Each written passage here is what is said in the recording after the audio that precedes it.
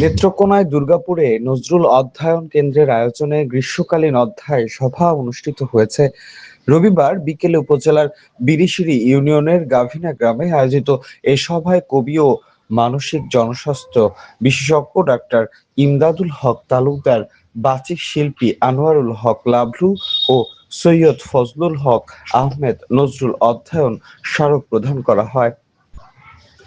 আলোচনা সভায় সভাপতিত্ব করেন নির্মলেন্দু সরকার বাবলু এবং সঞ্চালনা করেন কেন্দ্রের প্রতিষ্ঠাতা দীপক সরকার। এতে বক্তব্য রাখেন অধ্যক্ষ শহীদ খান, কবি তানভীর জাহান চৌধুরী সহ স্থানীয় সাহিত্যিক ও সাংস্কৃতিক ব্যক্তিত্বরা।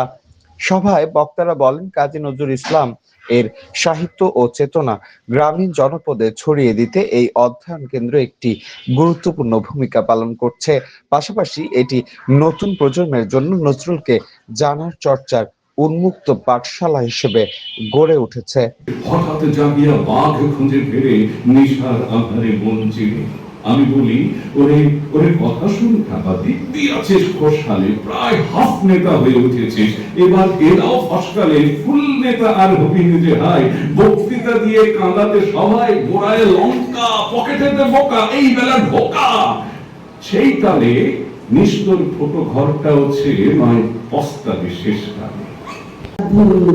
রাবিয়া, রাবিয়া, আমি মায়ের নামে ভুলে যাওয়া দক্ষিণে ভেজানো কপাট।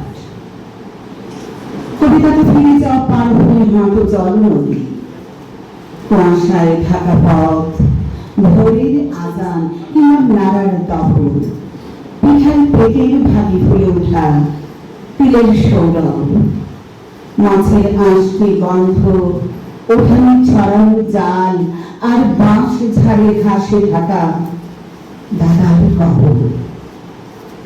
কবিতাতে 46-এ বেড়ে ওঠা অসুখী কিশোর, স্কুল পালানো, সভা, স্বাধীনতা, মিছিল, মিশন, চতুর্দিকে হতবাক দাঙ্গার আগুনে নিঃস্ব হয়ে ফিরে আসা অপরাজের কাঠের বর্ণনা। কবিতার চাউলের পাখি, পোড়ানো হাসির ডিম, গন্ধ ভরা ঘাস, নাম মূর্খ বউটির দড়ি ছাড়া হারানো বাছুর, গোপন চিঠির প্যারি, নীল খাম সাজানো অক্ষর।